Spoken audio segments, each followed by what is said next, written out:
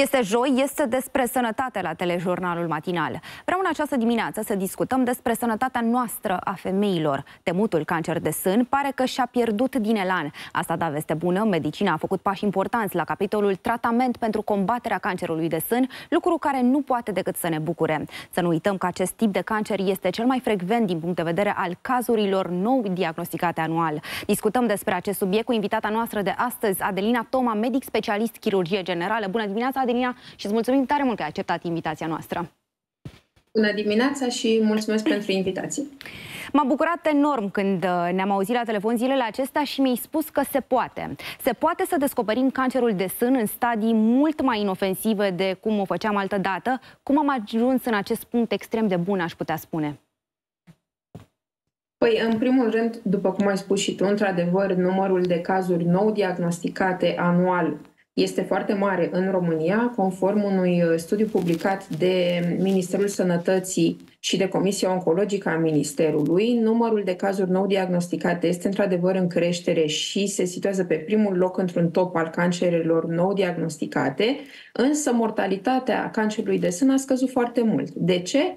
Pentru că femeile încep să se ducă din ce în ce mai mult la doctor din timp și să facă screening. Screening înseamnă detecție timpurie a unor formațiuni în stadiu incipient. Ce înseamnă în stadiu incipient? Poate să însemne o leziune premalignă, adică o leziune care la momentul diagnosticării nu este cancer, dar care aproape cert va deveni, lăsată netratată, cancer, sau chiar leziuni deja maligne, dar în stadii incipiente, care pot fi tratate mult mai ușor, mult mai eficient și cu rezultate extrem de bune pe termen lung. Ne bucurăm că sunt femeile conștiente de riscuri, dar din păcate aud des și fraza "dacă știam, ce bine era", când este momentul cel mai bun să mergem și să ne preocupăm de aceste investigații. Ghidurile internaționale spun că femeile, începând cu vârsta de 30 de ani, ar trebui să meargă anual să-și facă o ecografie mamară. În cazul în care sunt descoperite la această ecografie anumite anomalii, ele pot fi chemate să repete ecografia mai repede de un an, dar în mod normal o dată pe an. O dată cu vârsta de 40 de ani, în schimb, ar trebui să înceapă să facă mamografii și ecografii în paralel.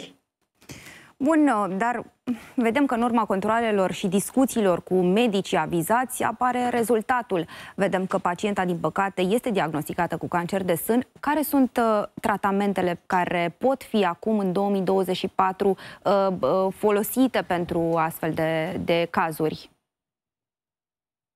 Există, spre deosebire de acum câteva decenii și nu atât de multe, există acum o clasificare mult mai detaliată a tipurilor de cancer. Nu există un singur tip de cancer de sân, există mai multe și pentru fiecare dintre ele avem un tratament țintit. Să înțelegem scuză-mă că ne întrerup, să înțelegem că acum putem spune că nu mai este vorba de mastectomie, adică gata cu acest lucru?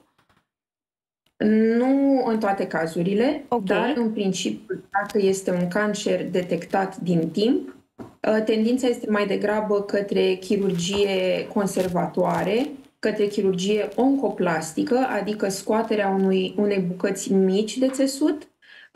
Nu mai vorbim despre limfadenectomia axilară în toate cazurile, adică nu mai scoatem toți ganglionii axilari, lucru care poate duce la acel limfedem, la umflarea brațului, lucru care poate fi foarte traumatizant pentru pacientă și poate afecta calitatea vieții.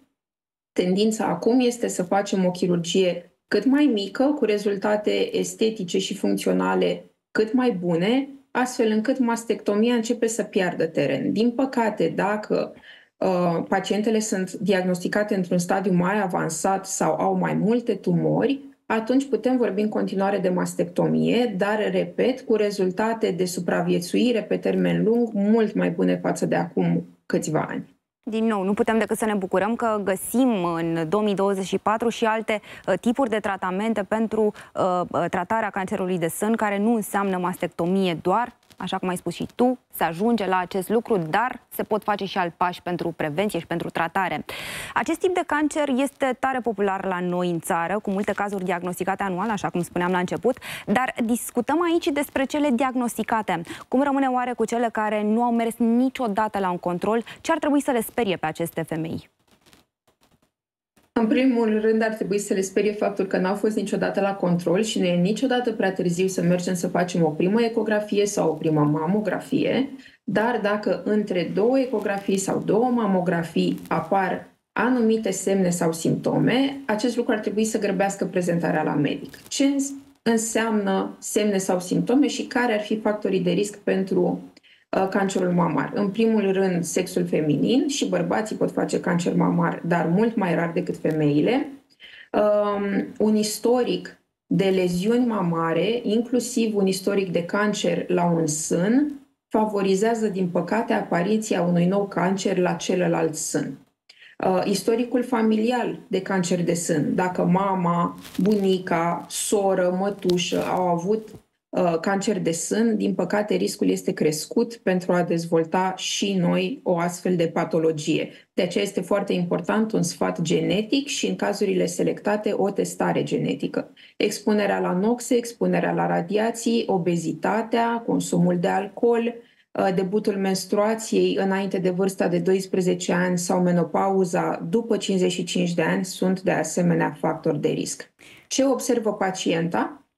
Lucru care ar putea să o sperie și să o aducă mai repede la medic, poate observa scurgeri mamelonare, retracție mamelonară, modificarea tegumentului, a pielii într-o anumită zonă a sânului, chiar și durere, modificări în general locale ale sânului.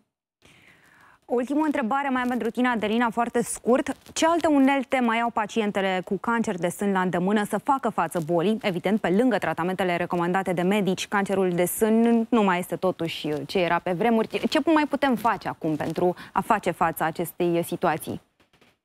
Să mergem frecvent la medic, să ne asigurăm că încurajăm și mamele, bunicile, surorile și prietenele noastre să meargă la medic chiar împreună, să avem un indice de masă corporală cât mai aproape de normal, să avem o alimentație cât mai sănătoasă și, desigur, în cazul în care palpăm o formațiune care ni se pare ciudată, să mergem la medic și să avem încredere într-o echipă multidisciplinară care va include multe specialități, de la psiholog, la oncolog, la chirurg, ginecolog și așa mai departe, și care ne va ajuta să trecem peste acest moment dificil cu succes.